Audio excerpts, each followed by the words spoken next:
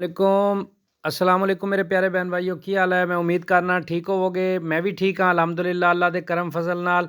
ਤੇ ਅੱਜ ਮੈਂ ਤੁਹਾਡੇ ਲਈ ਮੁਲਤਾਨ ਸਿਟੀ ਦੇ ਵਿੱਚ ਸੂਈ ਗੈਸ ਰੋਡ ਦੇ ਉੱਤੇ 22 ਮਰਲੇ ਦੀ ਬਿਹਤਰੀਨ ਬਣੀ ਹੋਈ ਫੈਕਟਰੀ ਲੈ ਕੇ ਹਾਜ਼ਰ ਹੋਏ ਹਾਂ।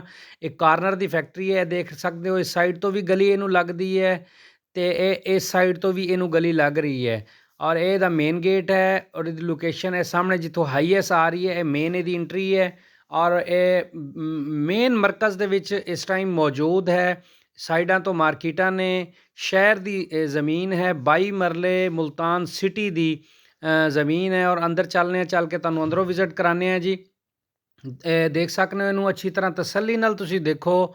ਜਿਹੜਾ ਭਾਈ ਲੈਣਾ ਚਾਹਵੇ ਉਹ ਰਾਬਤਾ ਕਰ ਸਕਦਾ ਹੈ। ਇਸ ਟਾਈਮ ਕਿਰਾਏ ਤੇ ਚੜੀ ਹੋਈ ਹੈ 70,000 80,000 ਇਹਦਾ ਕਿਰਾਇਆ ਹੈ। ਇਸ ਟਾਈਮ ਜਿਹੜਾ ਕਿਰਾਏਦਾਰ ਨੇ ਰੱਖੀ ਹੋਈ ਹੈ 70 ਤੋਂ 80,000 ਰੁਪਇਆ ਉਹ ਕਿਰਾਇਆ ਦੇ ਰਿਹਾ ਹੈ ਇਸ ਜਗ੍ਹਾ ਦਾ। ਤੇ ਜਿਹੜਾ ਭਾਈ ਅਗਰ ਲੈਣਾ ਚਾਹਵੇ ਕਿਰਾਏ ਤੇ ਵੀ ਦੇ ਸਕਦਾ ਹੈ। ਕਿਰਾਏ ਵਾਲੇ ਨਾਲ ਵੀ ਅਸੀਂ ਐਗਰੀਮੈਂਟ ਉਹਦਾ ਕਰਵਾ ਦਿਆਂਗੇ। ਇਹ ਉਹਦਾ ਦਫ਼ਤਰ ਬਣਿਆ ਹੋਇਆ ਹੈ ਤੇ ਕਿਰਾਏ ਵਾਲਿਆਂ ਨਾਲ ਵੀ ਉਹਦਾ ਐਗਰੀਮੈਂਟ ਕਰਾ ਦਿਆਂਗੇ। ਅਗਰ ਉਹ ਆਪਣੇ ਇਸਤੇਮਾਲ 'ਚ ਲੈਣਾ ਚਾਹਵੇ ਉਹ ਆਪਣੇ ਇਸਤੇਮਾਲ 'ਚ ਵੀ ਲੈ ਸਕਦਾ ਹੈ। ਬਹੁਤ VIP ਜਗ੍ਹਾ ਹੈ, ਅੱਛੀ ਲੋਕੇਸ਼ਨ 'ਤੇ ਸ਼ਹਿਰ ਦੇ ਵਿੱਚ ਹੈ। ਸੂਈ ਗੈਸ ਰੋਡ ਦੇ ਉੱਤੇ ਹੈ, ਬਹੁਤ ਅੱਛੀ ਲੋਕੇਸ਼ਨ 'ਤੇ ਹੈ। ਦੇਖ ਸਕਦੇ ਹੋ ਥੱਲੇ ਮਾਰਬਲ ਵੀ ਲੱਗਿਆ ਹੋਇਆ ਹੈ। ਇਹ ਗੱਤੇ ਵਾਲਿਆਂ ਨੇ ਲਈ ਹੋਈ ਹੈ।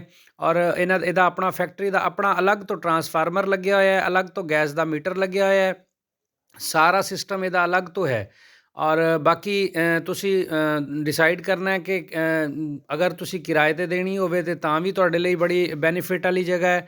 ਅਗਰ ਤੁਸੀਂ ਆਪਣੇ ਕੰਮ ਲਾਉਣਾ ਹੋਵੇ, ਕੋਈ ਛੋਟਾ ਮੋਟਾ ਕਾਰਖਾਨਾ ਬਣਾਉਣਾ ਹੋਵੇ ਪਾਪੜ ਦਾ, ਨਿੰਮਕੋ ਦਾ, ਜਾਂ ਕੋਈ ਹੋਰ ਵੀ ਕੰਮ ਕਰਨਾ ਚਾਹੁੰਦੇ ਹੋਵੋ ਤਾਂ ਤੁਸੀਂ ਇਹਦੇ 'ਤੇ ਬੈਸਟ ਤਰੀਕੇ ਨਾਲ ਕੰਮ ਕਰ ਸਕਦੇ ਹੋ। ਅਤੇ ਬਾਕੀ ਅੱਲਾ ਖੈਰ ਕਰੇਗਾ। ਮੈਂ ਤੁਹਾਡੇ ਲਈ ਸ਼ਹਿਰ 'ਚ ਵਰਕ ਕਰ ਰਿਹਾ ਅੱਛੇ ਤੋਂ ਅੱਛੀ ਵੀਡੀਓ ਲੈ ਕੇ ਹਾਜ਼ਰ ਹੁੰਦੇ ਹਾਂ ਤੁਹਾਡੇ ਲਈ।